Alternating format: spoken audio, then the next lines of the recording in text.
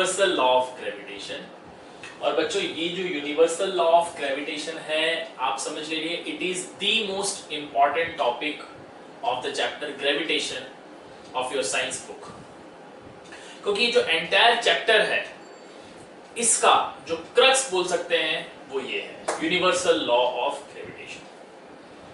So Newton discovered this law and first we will see what is the law and then we will find out what are the applications of this law. So let us say what the law says. As per universal law of gravitation, every object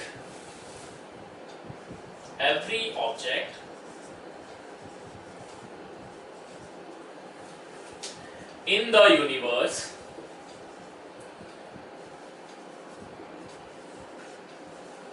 attracts the other object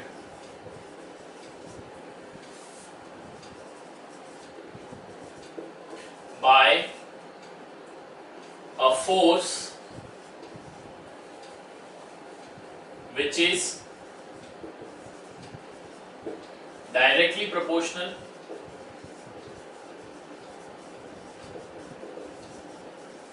to the product of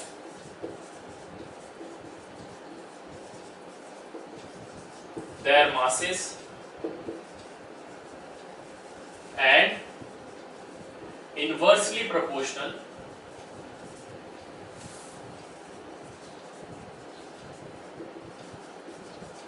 to the square of the distance between them. Okay, तो सबसे पहले हम word by word चलते हैं और इसको समझते हैं कि ये लॉ क्या कह रहा है। Every object in the universe, यानी कि यूनिवर्स में मौजूद हर object attract the other object, दूसरे ऑब्जेक्ट को अट्रैक्ट करता है। यहां remember the word attract. So this law tells you about it is a law which tells that it is a force of attraction. Okay, remember this, it is not the force of repulsion, it is always attractive in nature. Then it attracts the other object by the force. So the force is the force of attraction which is directly proportional to the product of their masses. Okay, directly proportional to the product of their masses, and it is inversely proportional. यहाँ directly था, now inversely proportional to the square of the distance between them. तो ये highlight कर दिए मैंने word, ये बहुत important है। अब इसको हम समझते हैं। एग्जांपल के तौर पे let me say that there are two bodies. Okay, let us say this is body A and this is body B, or let us say the mass of the body A is given by ma and mass of the body B is given by mb। जहां A नीचे लगा हुआ है ना, ma मतलब ये नहीं कि ये मास इनटू एक्सीलरेशन कर दिया, नहीं, ma का मतलब है कि A बॉडी का मास, तो ये A कहां लगा हुआ है, A नीचे की तरफ लगा है। So let us say this is the mass of the body A and this is the mass of the body B, और इनके सेंटर से इस बॉडी A और B का सेंटर, तो मैं यहां लिख देता हूं, ये बॉडी A है, ये बॉडी B है, इनका सेंटर से एक लाइन ज्वाइन करिए। दिस सेंटर टू सेंटर जो हम बात कर रहे हैं ये क्या है, this is the distance between these two bodies. Let us say the distance is r। So how to calculate the distance between two bodies? We are going to take the center to center distance and the straight line. So what does the r says? R says the distance between body A to distance between body B. So I will represent it now that let us say MA is what? MA is mass of body A. Similarly MB, it is the mass of body B.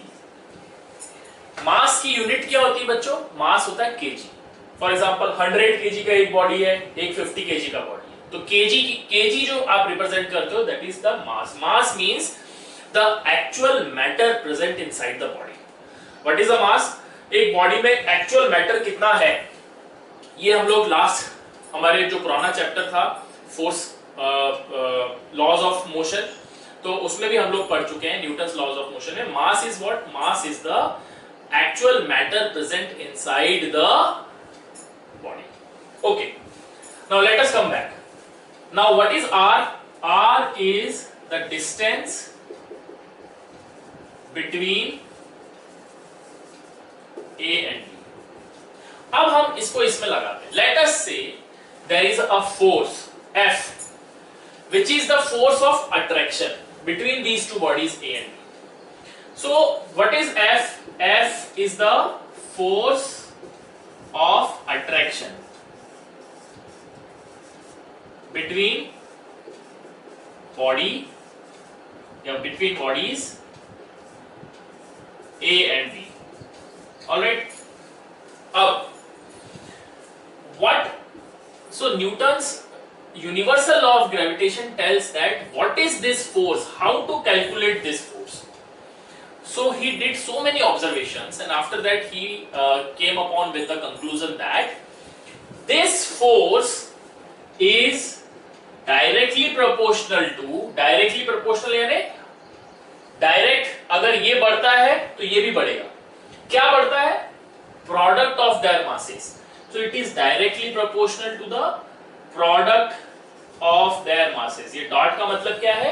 I am multiplying. Dot का मतलब क्या होता है? Into. तो दोनों masses को product कर लीजिए। तो ये तो हो गया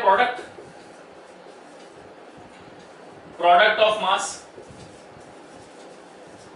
दूसरा, F is inversely proportional to. Inversely proportional मतलब होता है कि अगर ये क्वांटिटी बढ़ती है तो फोर्स जो होगा वो कम होगा, तो अपॉन में होगा। इसका मतलब क्या है इनवर्सली प्रोपोर्शनल का? 1 upon. So square of the distance, square of the distance means r है इनके बीच में डिस्टेंस, तो r का स्क्वायर। सो ये आ गया आपका second, inversely proportional to square of distance. Alright, तो ये दोनों आपको, इन दोनों को मिक्स करके लॉ बना है। तो इन दोनों को अगर मैं कंबाइन लिखूं तो मैं किस तरीके से लिख सकता हूं? प्रोपोर्शनलिटी का साइन कॉमन है, तो मैं इसको इस तरीके से भी लिख सकता हूं, F is proportional to product of the masses divided by r square. तो मैंने इन जनरल इनको इस तरीके से लिख दिया। ये बात यहां तक समझ आई? सेम प्रोपोर्शनलिटी के साइन को हमने एक बार लिखा क्योंकि यहां पर दो, ये प्रोपोर्शनल था, ये इनवर्सली प्रोपोर्शनल था, दोनों को हमने एक साथ में लिख दिया। इसका मतलब क्या है? इसका मतलब ये है कि बॉडी के मासेस का प्रोडक्ट अगर बढ़ता है तो फोर्स ऑफ अट्रैक्शन भी बढ़ेगा। इन शॉर्ट, अगर मासेस इंक्रीज होंगे तो प्रोडक्ट भी बढ़ेगा। तो कोई भी एक बॉडी का मास अगर आप इंक्रीज कर दोगे तो वो दोनों का प्रोडक्ट इंक्रीज होगा। फॉर एग्जांपल, लेट अस से mass of first body was 10, mass of the second body is 5, तो इन दोनों का प्रोडक्ट कितना होगा? 50। 10 into 5 is 50। पर अगर इस अकेले मास B को मैं इंक्रीज करूं और इस 5 की जगह पे अब मैं 10 लिख दूं, तो अब प्रोडक्ट कितना होगा? 10 into 10, 100। In short, the force is going to increase if the mass MA or MB or both increase। तो ये याद रखना है, फोर्स कब बढ़ता है? जब इन दोनों में से किसी एक का मास बढ़ेगा, या दूसरे का मास बढ़ेगा, या दोनों का मास बढ़ेगा, तो फोर्स भी इंक्रीज होगा। पहला। Number 2, it is inversely proportional to R square. Inversely proportional to R square का मतलब होता है कि आर बढ़ेगा तो फोर्स कम हो जाएगा। लेट अस से कि इनके बीच में डिस्टेंस जो है, एज्यूम कर लो कि 10 मीटर्स है, तो 10 मीटर्स का मतलब है 1 अपॉन आर स्क्वायर, यानी ये किसके प्रोपोर्शनल हुआ? 1 अपॉन 10 स्क्वायर। यहां पर आप देखिए 1 upon R square, 1 upon R square मतलब आर की वैल्यू अभी 10 ली है मैंने, तो 1 अपॉन आर स्क्वायर यानी किसके प्रोपोर्शनल हुआ? 1 अपॉन 10 स्क्वायर। 10 स्क्वायर का मतलब क्या है? 100। अगर ये 10 से 100 हो जाए, अब सपोज इनकी डिस्टेंस को और दूर कर दिया और अब इनके बीच की डिस्टेंस हो गई सपोज 100 मीटर, आर की वैल्यू 100 मीटर हो गई, तो उस केस में जो फोर्स होगा 1/r², अब मैं क्या लूंगा, it will be equal to 1/100 का स्क्वायर, क्योंकि r स्क्वायर करना है। 100 का स्क्वायर क्या होता है, 1/1 2 3 4, इतना कम हो जाएगा। अब ये आप देखिए 1/100 को देखिए और 1/10,000 को देखिए, कौन सा ज्यादा अमाउंट है, ये ज्यादा है। तो जब डिस्टेंस कम होती है तो फोर्स जो होता है वो ज्यादा होता है। डिस्टेंस जैसे जैसे बढ़ रही है वैसे वैसे फोर्स जो होगा वो आपका कम होने लगेगा। तो फोर्स की डिस्टेंस के साथ में क्या रिलेशन है, फोर्स डिक्रीज होगा जब डिस्टेंस इंक्रीज होगी। तो ये मेरा फर्स्ट रिलेशन था। और सेकंड रिलेशन क्या हो गया, फोर्स इंक्रीज हो रहा है जब आपकी डिस्टेंस क्या हो रही है, डिक्रीज हो रही है। फोर्स डिक्रीज हो रहा है जब डिस्टेंस इंक्रीज हो रही है। ओके, तो आप इसको हम समझते हैं। एक बॉडी है, हम बात करें कि अर्थ, ये सपोज कर लिया मैंने, this is earth and this is one body. इस बॉडी को जैसे जैसे मैं अर्थ से दूर लेके जाता हूं वैसे वैसे ग्रेविटेशनल फोर्स जो अर्थ इस पे लगा रहा है वो कम होता जाता है। और दूर लेके गया और कम हुआ, और दूर लेके गया कम हुआ। कम क्यों हुआ, क्योंकि it is inversely proportional to R square. ये आपका जो रिलेशन है, inversely proportional to square of the distance. ये जो इनवर्सली प्रोपोर्शनल है इसको हम इनवर्स स्क्वायर लॉ से भी जानते हैं। So let me tell you, अभी हमने बताया कि F प्रोपोर्शनल था मासेस के। इसका मतलब ये है कि अगर मास इंक्रीज होंगे बॉडीज के तो फोर्स भी क्या होगा, इंक्रीज होगा।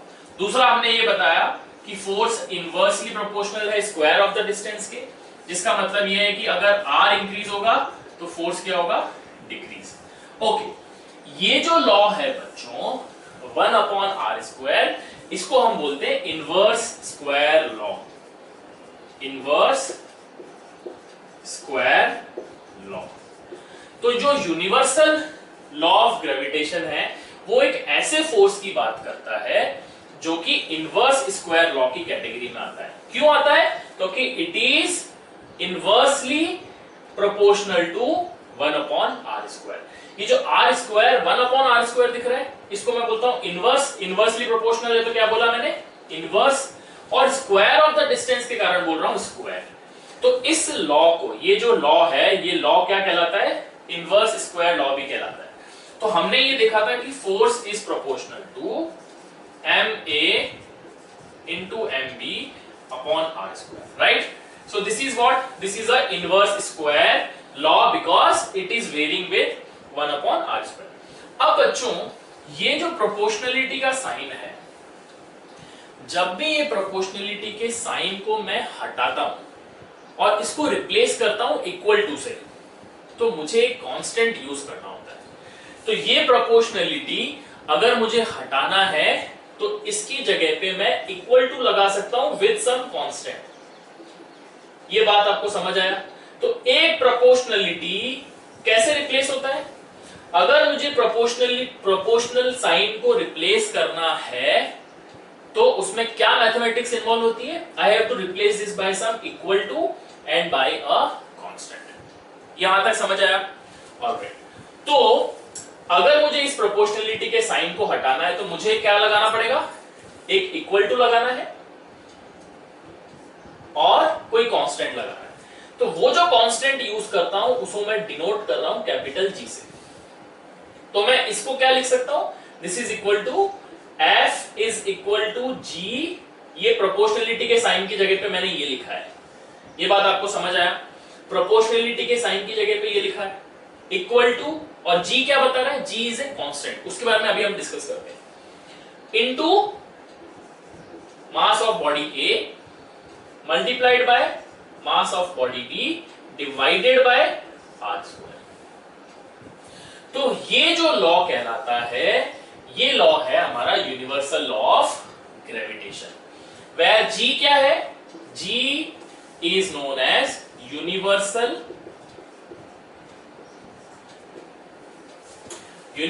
Gravitational constant, universal gravitational constant.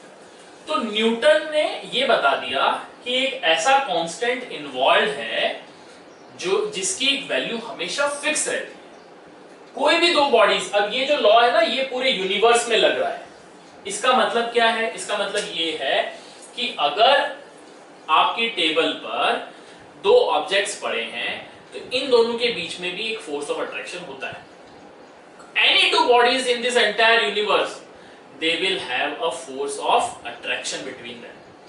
तो ऐसे ही इन दोनों के बीच में भी एक फोर्स ऑफ अट्रैक्शन है। अब ये फोर्स ऑफ अट्रैक्शन कितना है, क्या है, क्यों ये एक दूसरे को अट्रैक्ट नहीं कर रहे, ये हमारे नेक्स्ट लेक्चर में मैं आपको इसको डिटेल में समझाऊंगा। अभी आप इतना समझ लीजिए कि इनके बीच में भी एक फोर्स ऑफ अट्रैक्शन लग रहा है। वो फोर्स ऑफ अट्रैक्शन कितना है? वो फोर्स ऑफ अट्रैक्शन इसके इक्वल है। अब इस G की वैल्यू को आगे चल के हेनरी कैवेंडिश ने अपने एक्सपेरिमेंट में फाइंड आउट किया। उसने एक बहुत ही प्रिसाइज उसका बैलेंस लिया, बहुत उसके बारे में हम कभी और चर्चा करेंगे, पर आप इतना समझ लीजिए हेनरी कैवेंडिश ने अपने एक बैलेंस के हेल्प से इसकी एग्जैक्ट वैल्यू फाइंड आउट करी। न्यूटन ने कहां तक छोड़ दिया था? यहां तक। इसके बाद में G की एक्सपेरिमेंटल वैल्यू किसने फाइंड आउट करी? Henry Cavendish. Now what was the value? The value of G is equal to 6.67 into 10 to the power minus 11। इसकी वैल्यू कितनी है? 6.67 into 10 to the power minus 11।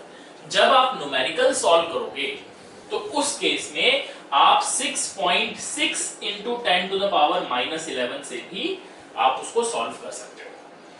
पर एग्जैक्ट वैल्यू अगर हम चले दो डेसिमल प्लेसेस के लिए तो 6.67 into 10 to the power minus 11।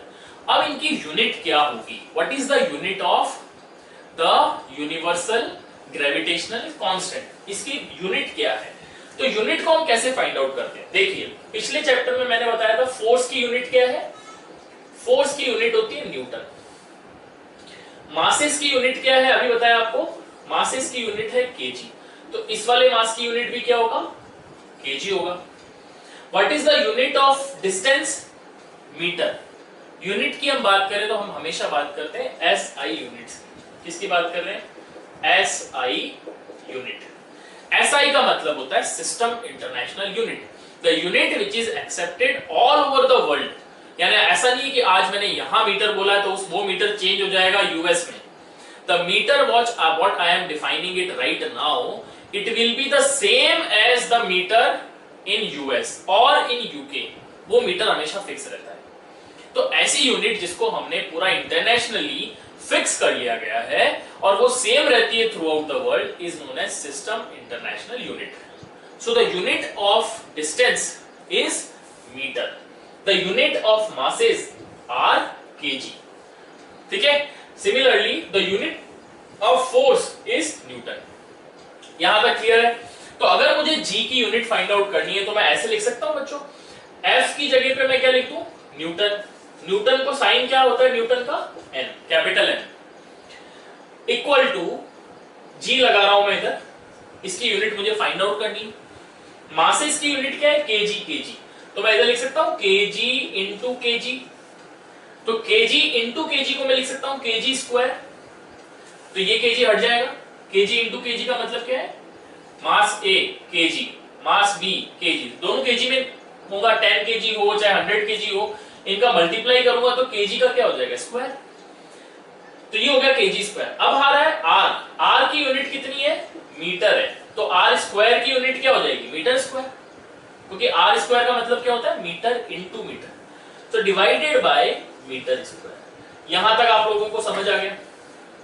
अब अगर मुझे G की यूनिट फाइंड आउट करनी है तो मैं G को इस तरफ रखता हूं, बाकी यूनिट्स को उस तरफ भेज देता हूं। तो जब मैं ऐसा करूंगा तो मुझे क्या मिलेगा?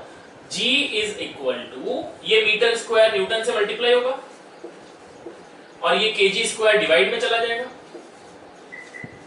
तो ये यूनिट है बच्चों यूनिवर्सल ग्रेविटेशनल कांस्टेंट G की।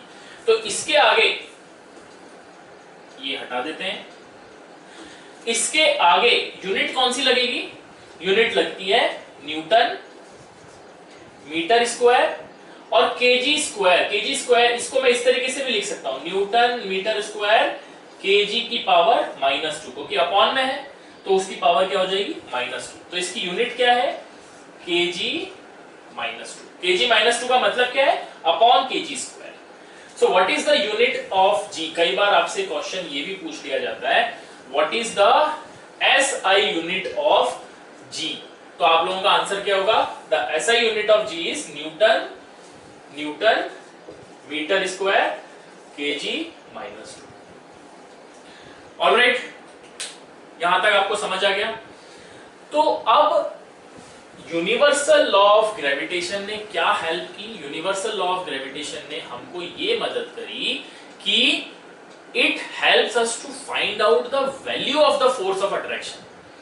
जो दो बॉडीज है उनके बीच में कितना फोर्स ऑफ अट्रैक्शन होगा उसकी वैल्यू फाइंड आउट करने के लिए इसका इस्तेमाल होता है। ऑलराइट, तो यहां तक आप लोगों को समझ आ गया। So thank you very much students. In our next class, we will be seeing some of the applications of universal law of gravitation.